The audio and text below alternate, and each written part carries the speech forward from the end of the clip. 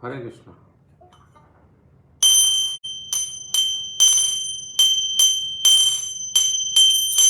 जय राधा माधव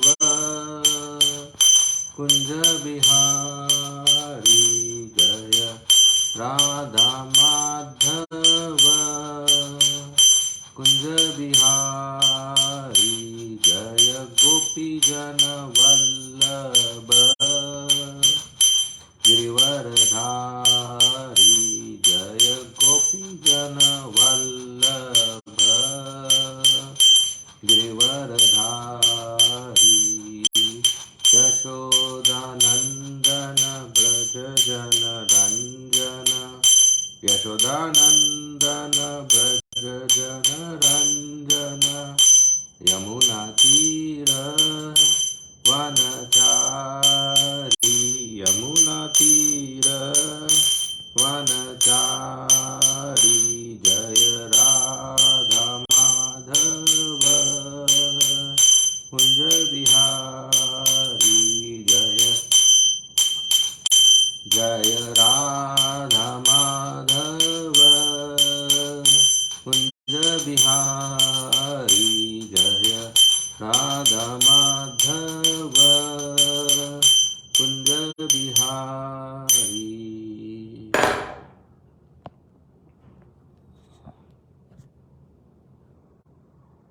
जय श्री श्री राधा माधव की जय, श्रील प्रभुपाद की जय।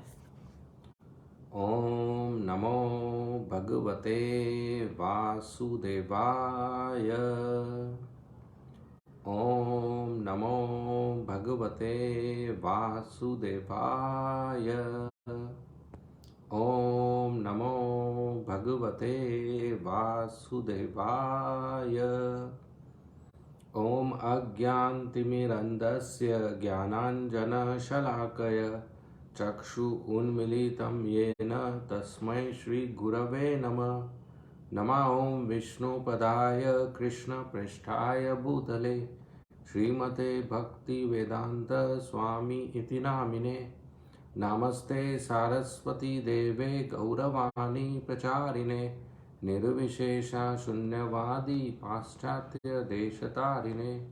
जय श्री कृष्णा चैतन्य प्रभु नित्यानंद, श्री अद्वैत गदाधर श्रीवासादि गौर भक्त वृंद। हरे कृष्णा कृष्णा कृष्णा हरे हरे, हरे राम राम राम हरे हरे।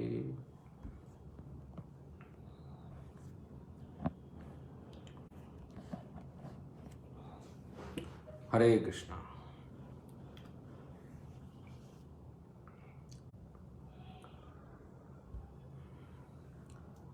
तो महाभारत का जब युद्ध शुरू होने वाला था, भगवान श्री कृष्ण शांति दूत बनकर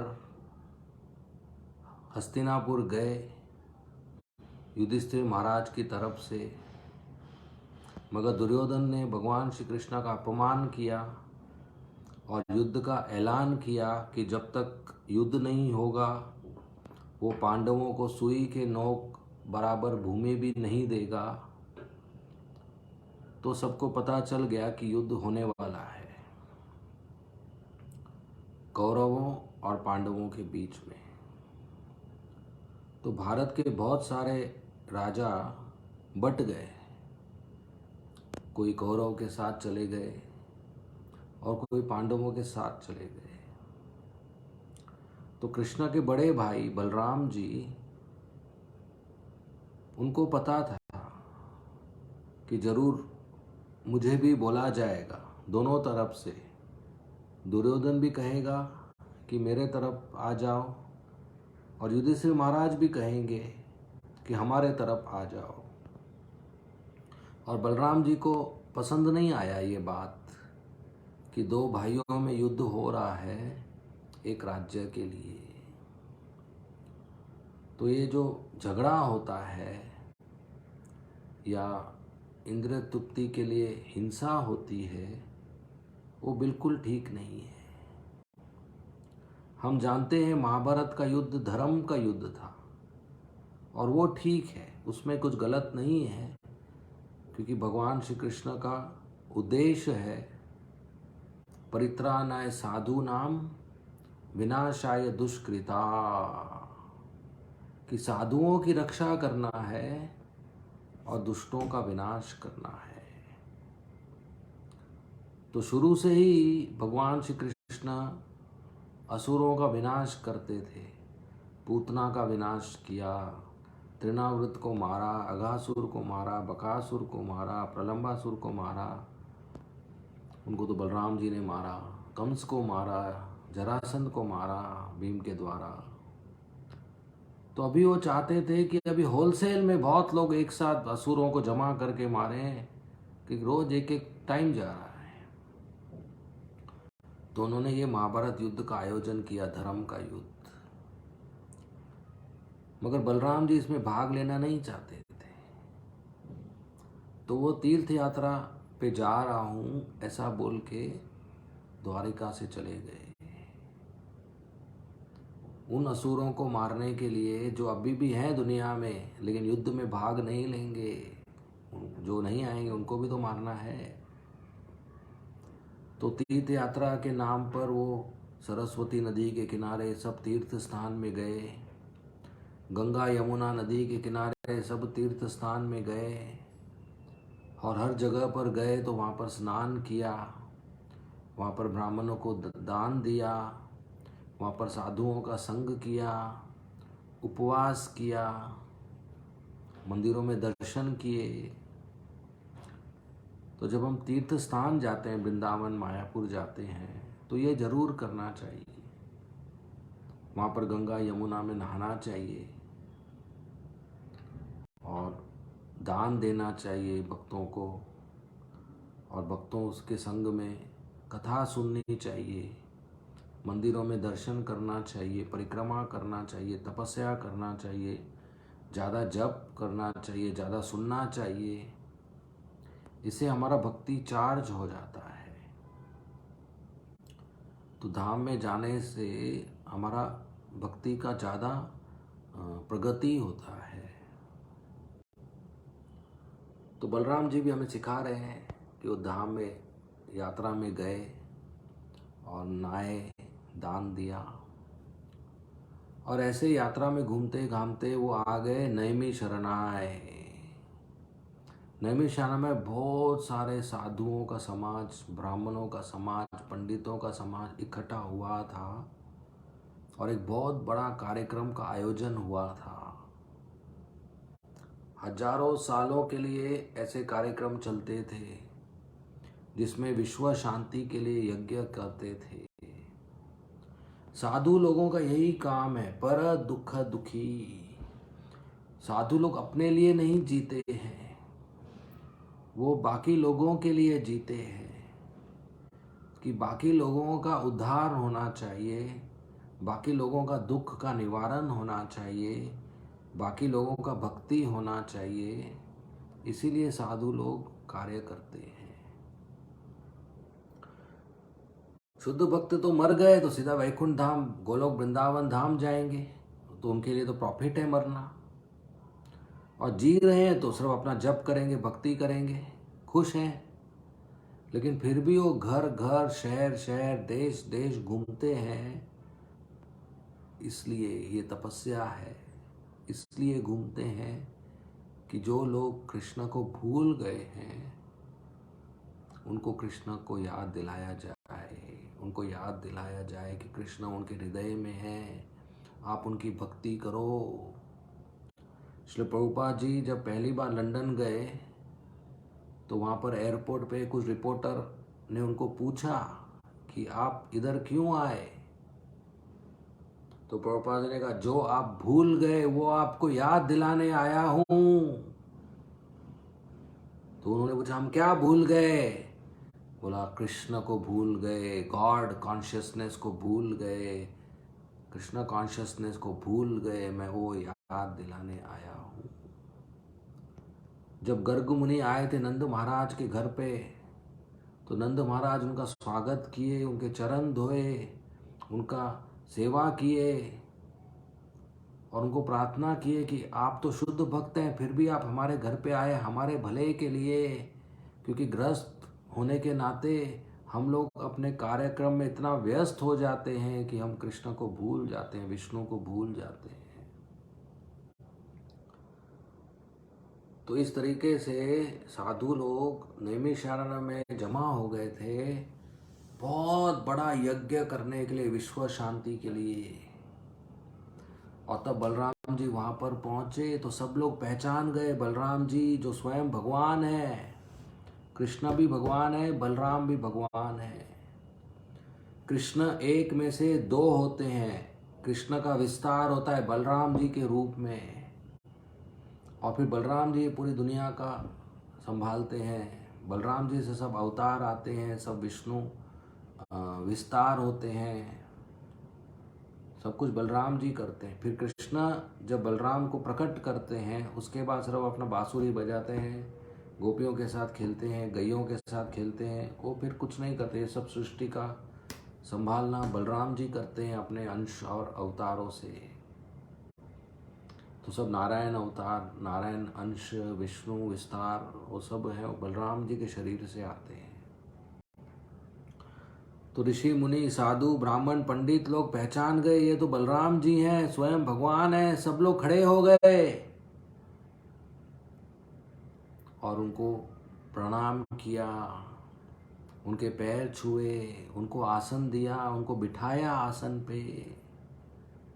ये एक भगवान जब जैसे जगन्नाथ जी आते हैं रथ पे, रोड पे निकलते हैं और हम रहते हैं तो खड़े हो जाना चाहिए, उनको दंडवत प्रणाम करना चाहिए, उनका दर्शन करना चाहिए, हाथ जोड़कर उनको प्रार्थना करना चाहिए। कोई भी रिस्पेक्टेबल पर्सनालिटी, कोई वरिष्ठ पर्सनालिटी, आदरणीय व्यक्ति आता है हमारे बीच तो हमें खड़े होकर उनका स्वागत करना चाहिए, उनको बैठने का स्थान देना चाहिए। जैसे स्कूल में भी जब क्लास शुरू होता है और टीचर क्लासरूम में आते हैं तो सब बच्चे खड़े हो जाते हैं, गुड मॉर्निंग टीचर, झुककर प्रणाम करते हैं। ये आदर देना है।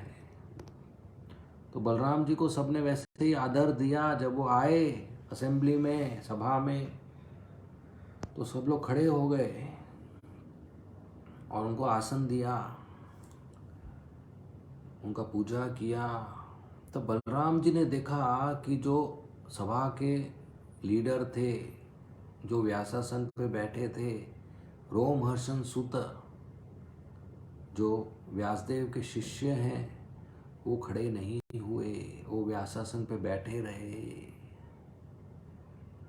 अभी शिष्टाचार ऐसा है जैसे मंदिर में श्रीमद् भागवतम क्लास होता है और अगर कोई सीनियर भक्त आ जाए, जो व्यक्ति क्लास दे रहा है उसका सीनियर आ जाए तो उसको खड़ा होना नहीं चाहिए, क्योंकि वो भागवत की सेवा कर रहा है, जरूरत नहीं है।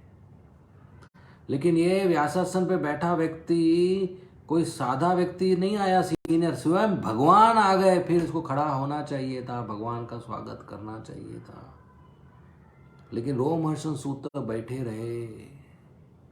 उन्होंने सोचा मैं तो लीडर हूं, मुझे खड़े होने की जरूरत नहीं है।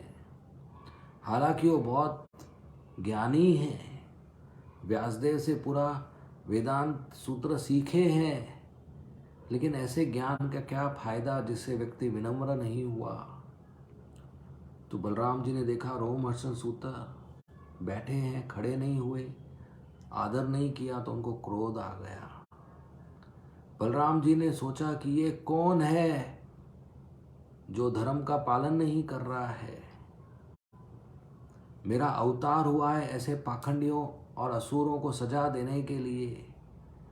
ये बैठा तो है व्यासासन में, लेकिन इसके पास व्यवहार अच्छा नहीं है। ये ज्ञानी है, व्यासदेव का शिष्य है, सभा का लीडर है, सभापति है, लेकिन ऐसे ज्ञान का क्या फायदा जब आप भगवान के सामने झुकते नहीं हो। ऐसा ज्ञान तो परेशान करेगा समाज में लोगों को। जैसे अगर जहरीला सांप है तो वो खतरनाक है, वो लोगों को डसेगा और मार देगा। अगर जहरीले सांप के ऊपर डायमंड है, मनी है, तो वो ज्यादा खतरनाक है। क्यों? क्योंकि वो हीरे के कारण वो लोगों को आकर्षित करेगा और डसेगा, तो ज्यादा लोग मरेंगे, खतरनाक ज्यादा है। तो उसी तरह अगर व्यक्ति के पास ज्ञान है, धन है, डिग्री है, पीएचडी है, लेकिन विनम्रता नहीं है, तो वो ज़्यादा खतरनाक है समाज में, क्योंकि वो लोगों को अपनी तरफ आकर्षित करेगा और उनको जहर देगा, डसेगा उनको। तो ऐसा व्यक्ति जिसके पास शास्त्रों का ज्ञान होता है, जो व्यासासन पे बैठ के क्लास दे सकता है, या भक्तों के समाज में लीडर होता है, लेकिन उसमें चरित्र अच्छा नहीं होता है, वो बेईमान होता है, या झूठ बोलता है, या लोगों की हिंसा करता है, या ईर्ष्या करता है, या विनम्र नहीं होता है, या बड़ों का आदर नहीं करता है, अपने अनुयायियों को अपने इंद्र तृप्ति में लगाता है, ऐसे पाखंडी, ऐसे धोखेबाज को भगवान पसंद नहीं करते। पाखंडी मतलब डुप्लीसिटी, मतलब अंदर और बाहर अलग अलग। बाहर सैफरन ड्रेस साधु और अंदर इंद्र तृप्ति करने वाला, मिथ्याचारी, फॉल्स बिहेवियर, झूठा आचरण करने वाला, अपने आप को भक्त कहने वाला, लेकिन अंदर से वो चरित्र में जीरो है। वो विनम्र नहीं है, सहनशील नहीं है, क्षमाशील नहीं है। तो ऐसे व्यक्ति को भगवान श्री कृष्ण कृपा नहीं देते हैं। जैसे छोटा हरिदास सन्यासी के रूप में श्री चैतन्य महाप्रभु का सेवा करते थे, लेकिन चैतन्य महाप्रभु को पता चला कि वो स्त्रियों से बात किया उन्होंने, तो उन्होंने उनको निकाल दिया अपने सेवा से कि मुझे पाखंडी नहीं चाहिए। चैतन्य महाप्रभु पतित पावन है, पाखंड पावन नहीं है, कपट पावन नहीं है, कपटी नहीं, कपटी डुप्लीसिटी लोगों को पसंद नहीं करते, उनको कृपा नहीं प्रदान करते। तो हमें ईमानदारी से भक्ति करना चाहिए और ईमानदार रहना चाहिए। अंदर कुछ और बाहर कुछ और ऐसा प्रस्तुत नहीं करना चाहिए। अंदर हम भक्ति में ज़्यादा प्रगति नहीं किए हैं, लेकिन बाहर से दिखावा कर रहे हैं कि हम महान भक्त हैं, ऐसा झूठा दिखावा नहीं करना चाहिए। Inside should be equal to outside. तो रोमहर्षण सूत्र बाहर से तो लीडर था, आचार्य था, व्यासासन पे बैठा था, सबको लीड कर रहा था, लेकिन अंदर से वो विनम्र नहीं था, वो भगवान को आदर नहीं किया, और भगवान बलराम जी आए तो खड़ा नहीं हुआ। तो जो भगवान के सामने झुकता नहीं है, उसके सामने क्यों झुकना? जो भगवान के सामने झुकता नहीं है, उसको क्यों अपना गुरु बनाना? जो भगवान के सामने झुकता नहीं है, उससे क्या शिक्षा ग्रहण करेंगे हम? हर जीव जो है वो भगवान श्री कृष्ण का अंश है, तो हम सबको भगवान के सामने झुकना चाहिए, रोज दंडवत प्रणाम करना चाहिए, अपना सर जमीन पे छूना चाहिए। भगवान श्री कृष्ण भगवद गीता में खुद कहते हैं, मन मना भव मद भक्तो मद्याजी माम नमस्कुरु, मुझे नमस्कार करो। भगवान श्री कृष्ण खुद कहते हैं भगवद गीता में। इसलिए रोज सुबह उठकर मंगल आरती में भगवान को नमस्कार करना चाहिए, उनको दंडवत प्रणाम करना चाहिए, ओबेसेंसेस पे करना चाहिए। मंदिर जाते हो तो भगवान को दंडवत प्रणाम करना चाहिए, घर पे हो तो घर में भगवान का अल्टर होना चाहिए, मूर्ति होना चाहिए या फोटो होना चाहिए, और उनको प्रणाम करना चाहिए, दंडवत प्रणाम ये रोज करना चाहिए। बिल्कुल भगवान के सामने झुकना चाहिए, हाथ जोड़कर उनसे प्रार्थना करना चाहिए कि हमें आप अपने शरण में रखो। तो बलराम जी ने देखा कि रोमहर्षण सूत्र तो ठीक नहीं है व्यवहार उसका, और क्रोध में आकर उन्होंने कुशा का ग्रास लिया, तिनका लिया, और रोमहर्षण को मारा और वो मर गया। देखिए कितना बल है बलराम जी के शरीर में, बलराम जी के पास, कि एक ग्रास से उन्होंने मार दिया। तो सब ब्राह्मण लोग जमा हो गए, हैरान हो गए, बोला अरे अरे ये क्या किया आपने, ये आपने ठीक नहीं किया, क्योंकि हम लोगों ने रोमहर्षण सूत को आशीर्वाद दिया था लंबी आयु का, और आपने उसको ऐसे ही मार दिया, ये आपने ठीक नहीं किया। फिर उन्होंने बलराम जी को, आप तो भगवान हैं, आपको कोई नियम पालन करने का जरूरत नहीं है, लेकिन समाज के भलाई के लिए भविष्य में लोगों आपका उदाहरण दुरुपयोग नहीं करना चाहिए, इसके लिए आप इसका प्रायश्चित करना चाहिए। जो आपने किया वो ठीक गलत नहीं है, लेकिन आपको देखकर दूसरे भी ऐसे करेंगे कि ये इसने मुझे प्रणाम नहीं किया, इसको मार दो। इसके लिए समाज में अच्छा उदाहरण के लिए आपको प्रायश्चित करना चाहिए। तो बलराम जी तुरंत कहा, अच्छा ऐसी बात है तो मैं इसको वापस जिंदा करता हूँ, और आपने जो जो आशीर्वाद इसको दिया वो आशीर्वाद वापस रिस्टोर करता हूँ, इसको लंबी आयु होगा, इसका सेहत अच्छा होगा, इसका शरीर जवान रहेगा, इसका इंद्रियां काम करेगी, इसका मेमोरी काम करेगा, और आपने जो आशीर्वाद दिया उसको डबल भी कर सकता हूँ मैं।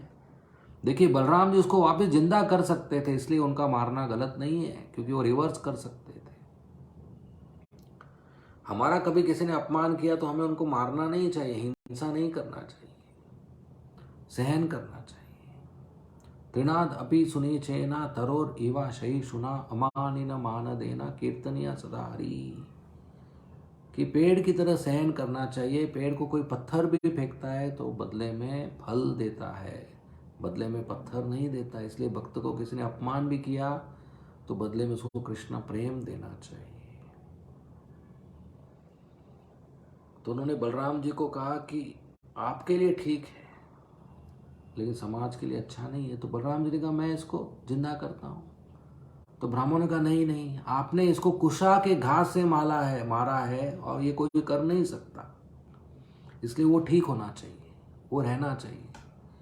और हमने उसको आशीर्वाद दिया है कि लंबी आयु रहना चाहिए, वो भी ठीक होना चाहिए, वो भी रहना चाहिए, दोनों का बात रहना चाहिए। अब ये तो कॉन्ट्राडिक्शन है, अगर बलराम जी का बात ठीक है तो ये मरा हुआ होना चाहिए, और ब्राह्मणों का बात ठीक है तो ये जिंदा होना चाहिए। ये बोलते दोनों होना चाहिए।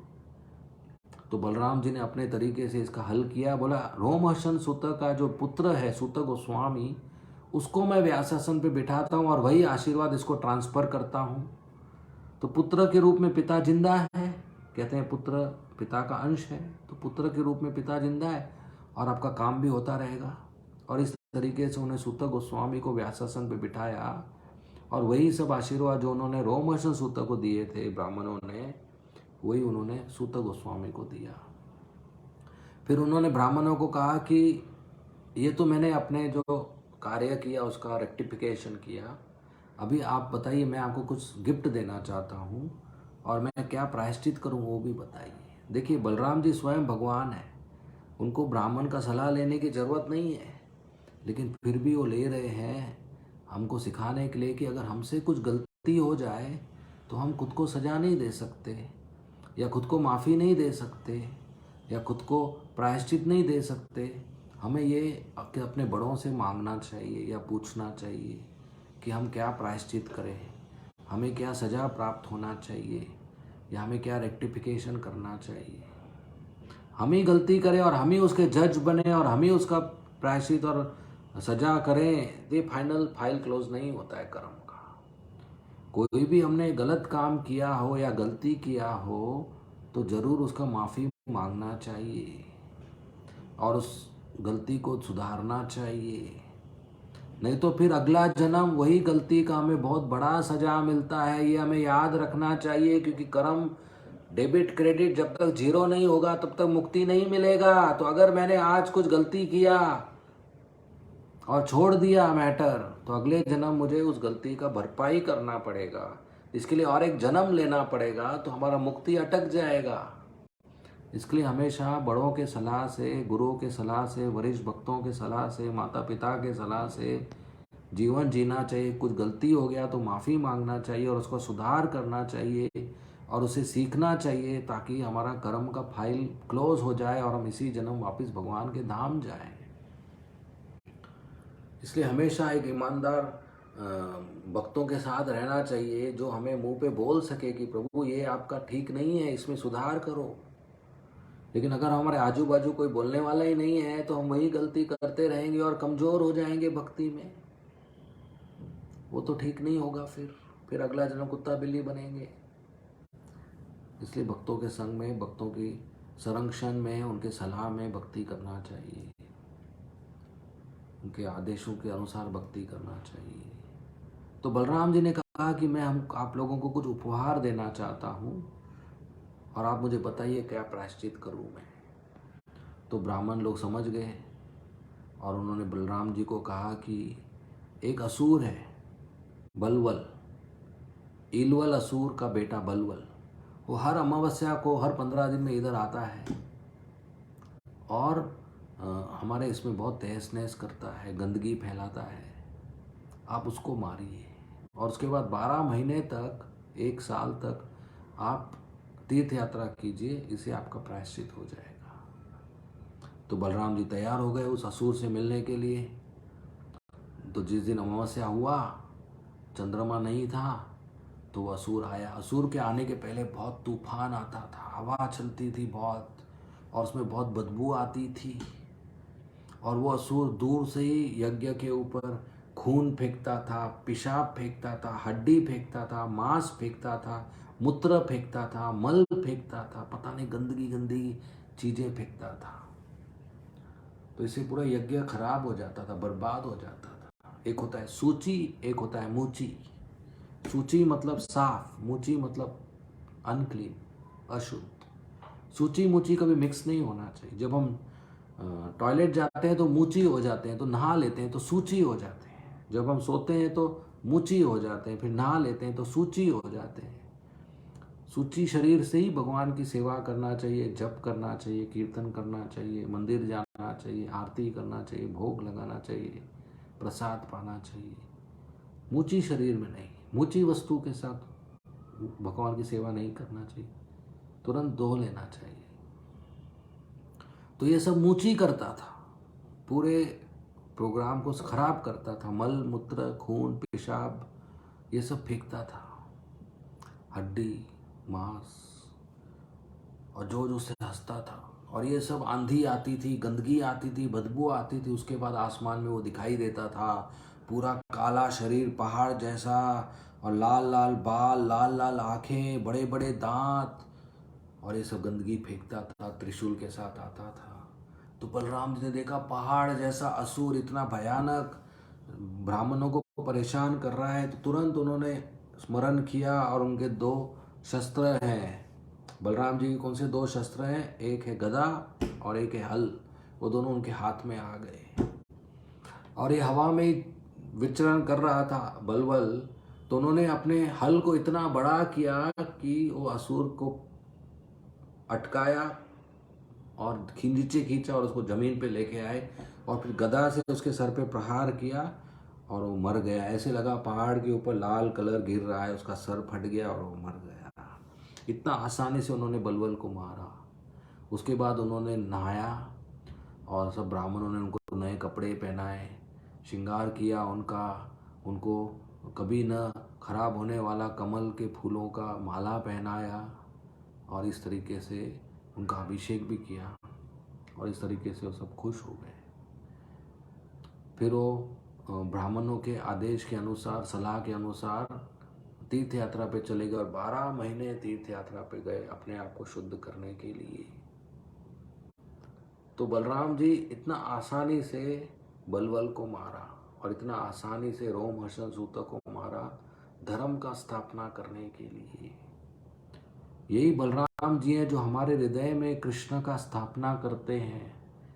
इसलिए बलराम जी को आदि गुरु भी कहते हैं। जो गुरु महाराज होते हैं वो बलराम जी के प्रतिनिधि होते हैं, और बिना बलराम जी के आशीर्वाद के हम कृष्ण की सेवा नहीं कर सकते। तो अभी कल से झूलन यात्रा शुरू हो रहा है और 5वें दिन पे होगा बलराम पूर्णिमा, बलराम जी का आविर्भाव।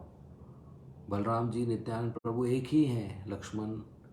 बलराम जी किसी हर तरीके से कृष्ण की सेवा करते हैं। साधारण जो भक्त होते हैं उनका कृष्ण के पास 5 में से 1 रस होता है, 5 में से 1 संबंध होता है, शांत रस, दास्य रस, साख्य रस, वात्सल्य रस, माधुर्य रस। हम हर एक का इनमें से एक संबंध है कृष्ण के साथ, लेकिन हम उस संबंध को भूल गए हैं, इसलिए इस भौतिक दुनिया में संघर्ष में चल रहे हैं। ये भक्ति का जो हम साधना भक्ति करते हैं, तो कृष्ण की कृपा से हम इस संबंध को वापस याद करेंगे और गोलोक वृंदावन जाकर उसी संबंध में कृष्ण की सेवा करेंगे। ये हमारे भक्ति का सफलता है। तो बलराम जी कौन से रस में कृष्ण की सेवा करते हैं? शांत रस, दास्य रस, साख्य रस, वात्सल्य रस, माधुर्य रस, पांचों रस में सेवा करते हैं।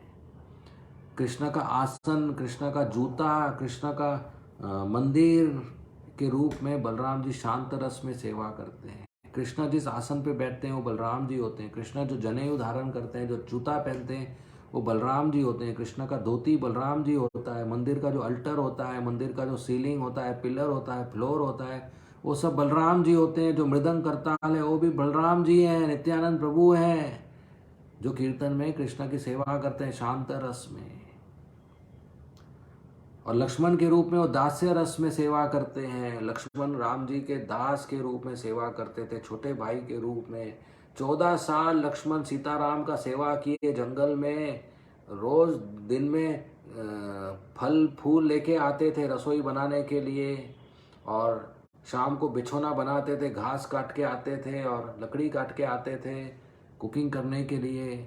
और रात को जब सीताराम सो जाते थे तो वो पहरा देते थे, जागते रहते थे। 14 साल वो सोए नहीं, 14 साल जागे रहे सीताराम की सेवा में, रक्षा करने के लिए।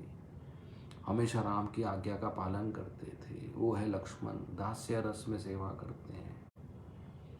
साख्य रस में बलराम स्वयं सेवा करते हैं, कृष्ण के सखा बनकर दोनों माखन चोरी करते हैं, गोपियों को सताते हैं, वृंदावन में मस्ती करते हैं, गायों के साथ खेलते हैं, बच्चों के साथ खेलते हैं, कुश्ती लड़ते हैं, असुरों को मारते हैं।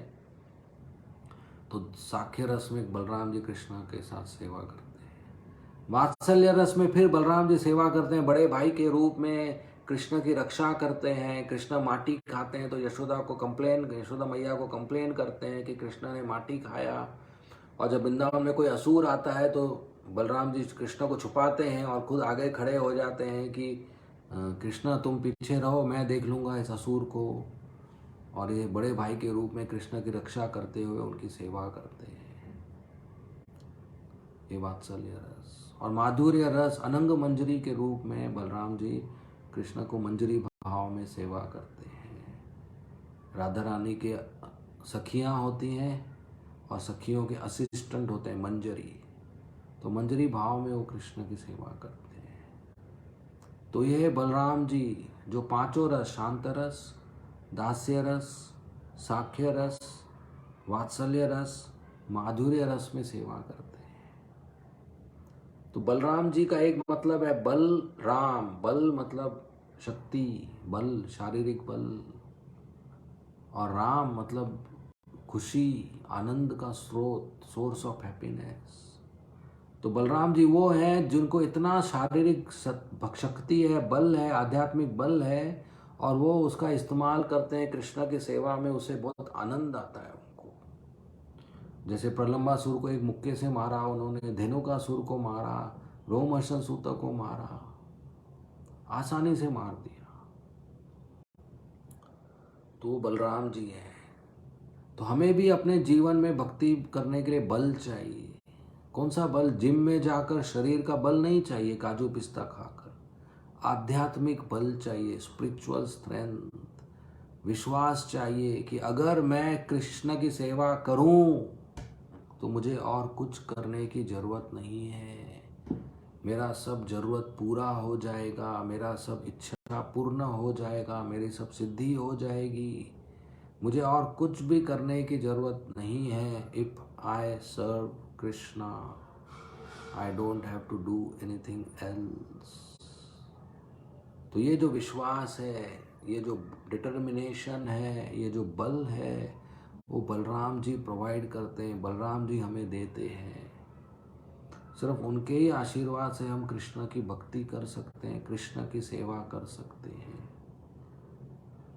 वही बलराम जी आते हैं निताय नित्यानंद के रूप में। और जब रघुनाथ दास गोस्वामी बार बार घर छोड़कर जाते थे चैतन्य महाप्रभु से मुलाकात करने के लिए, तो बार बार उनके पिता उनको पकड़ लेते थे और वो फेल हो जाते थे, वापस उनको घर पे लेके आ जाते थे। तो एक दिन उनको पता चला कि नित्यानंद प्रभु अपने साथियों के साथ पानीहट्टी गांव में आए हैं गंगा किनारे। तो रघुनाथ दास गोस्वामी गए और देखा पानीहट्टी में नित्यानंद प्रभु अपने साथियों के साथ बड़े पीपल के पेड़ के नीचे बैठे हैं और बहुत लोग आए हैं उनका दर्शन करने के लिए। तो रघुनाथ दास गोस्वामी दूर से ही उनको दंडवत प्रणाम किया। तो एक भक्त ने नित्यानंद प्रभु को कहा, देखो देखो रघुनाथ आया है, आपको प्रणाम कर रहा है। तो नित्यानंद प्रभु ने देखा रघुनाथ दास गोस्वामी को, तो बोला, पास आओ, तुम चोर हो, चोर, पास आओ।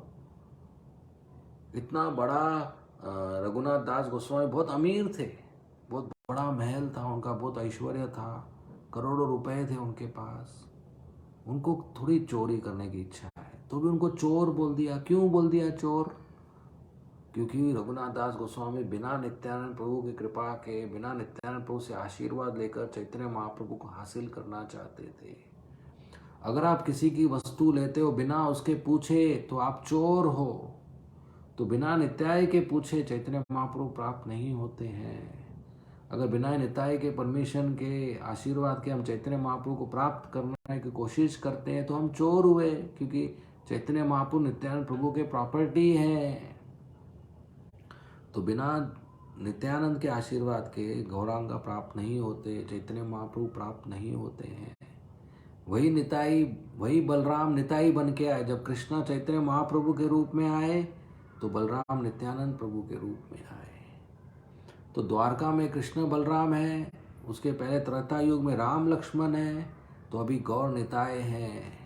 और गौर निताय का सेवा करने से हमें कृष्ण प्रेम प्राप्त होता है। बिना नित्यानंद जी के गौरांग महाप्रभु का कृपा प्राप्त नहीं होता, बिना निताय गौर के राधा कृष्ण का कृपा प्राप्त नहीं होता है। इसलिए जब हम कृष्ण का नाम लेते हैं, हरे कृष्ण कृष्ण कृष्ण हरे हरे, हरे राम राम राम हरे हरे, तो उसके पहले जरूरी है कि हम पंच तत्व महामंत्र का उच्चारण करें। जय श्री कृष्ण चैतन्य प्रभु नित्यानंद श्री अद्वैत गदाधर श्रीवासादि गौर भक्त वृंद। जब हम कीर्तन करते हैं तो पहले पंच तत्व का कीर्तन करना चाहिए। जब हम जप करते हैं तो पहले पंच तत्व का मंत्र का उच्चारण करना चाहिए, पंच तत्व महामंत्र का। जब हम पंच तत्व का उच्चारण करते हैं तब जाकर हमें आशीर्वाद प्राप्त होता है, बिना अपराध के हरे कृष्ण महामंत्र का उच्चारण करने के लिए, और तब जाकर हमारा जप हमको सफलता देता है। बिना चैतन्य महाप्रभु और नित्यानंद प्रभु और पंच तत्व के आशीर्वाद के अगर कोई कृष्ण का भक्ति करता है तो वो सफल नहीं होता है। तो इसलिए नित्यानंद प्रभु, इसलिए बलराम जी आदि गुरु हैं, वो गुरु महाराज के प्रतिनिधि हैं, और इसलिए उनको प्रार्थना करना चाहिए कि आप हमें बल प्रदान कीजिए, आध्यात्मिक बल प्रदान कीजिए, आशीर्वाद प्रदान कीजिए कि हम कृष्ण की सेवा करें, हम हरे कृष्ण महामंत्र का जप करें, हम कृष्ण की भक्ति में प्रगति करें और इस जीवन में हम सफल हो जाए। मनुष्य जीवन सफल होना मतलब कृष्ण का दास बनना। जीवेर स्वरूप है कृष्णेर नित्य दास। अगर मनुष्य जीवन सफल नहीं किया तो फिर अगला जन्म कुत्ता बिल्ली बनेंगे, क्या फायदा। इसलिए बुद्धिमान व्यक्ति को पता होना चाहिए कि इसी जन्म हमें वापस भगवान के धाम जाना है, तो हमें बहुत अच्छी तरीके से भक्ति करना चाहिए, और इसके लिए हमें बलराम जी से आशीर्वाद मांगना चाहिए। अभी बलराम पूर्णिमा का दिन आएगा, तो उस दिन हमें बलराम जी का आशीर्वाद मांगना चाहिए और उनसे प्रार्थना करना चाहिए कि हमें कृष्ण की भक्ति दीजिए। ठीक है, धन्यवाद। श्रीमद् भागवतम की जय। श्री श्री कृष्ण बलराम जी की जय। श्रील प्रभुपाद की जय। अगर किसी को कोई कमेंट्स या प्रश्न है तो पूछ सकते हैं।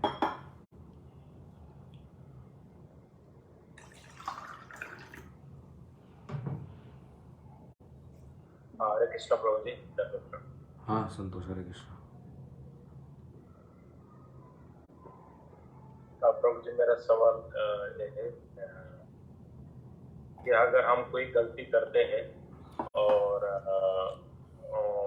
हमें उसका एहसास भी होता है कि हम गलत कर चुके हैं और प्रायश्चित करना चाहते हैं, बट प्रायश्चित के लिए वो जो व्यक्ति है जिसके अगेंस्ट हमने ऑफेंस किया या कुछ मतलब सेवा में कुछ जानबूझकर गलती किया, तो हमें कैसे उसको मतलब प्रायश्चित करना चाहिए, किससे बोलना चाहिए? अगर हमने किसी का दिल दुखाया है या किसी का नुकसान किया है तो जाकर माफ़ी मांगना चाहिए। और अगर हमें समझ में नहीं आ रहा है क्या करना चाहिए तो किसी गुरु से या शिक्षा गुरु से या वरिष्ठ भक्त से सलाह मांगना चाहिए और जैसे उन्होंने बताया वैसे करना चाहिए।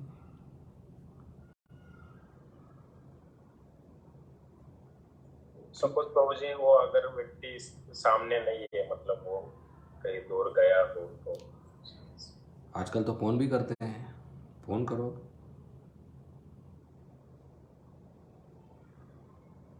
ओके। ओके। और कोई प्रश्न?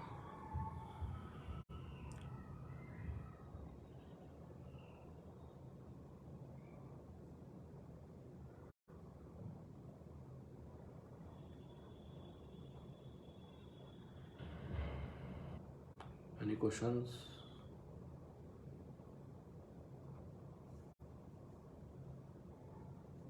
प्रभु जी, लगता है कोई क्वेश्चन नहीं आ रहा है। हाँ ठीक है एक देन। मिनट, 4 मिनट में 1 मिनट। या प्रभु जी, कोई क्वेश्चन नहीं आ रहा है तो हम ओके ठीक है क्लास देन, का। We will end. Thank you. Srila Prabhupada की जय। हरे कृष्णा। Thank you Prabhu ji, Hare Krishna. बहुत बहुत धन्यवाद।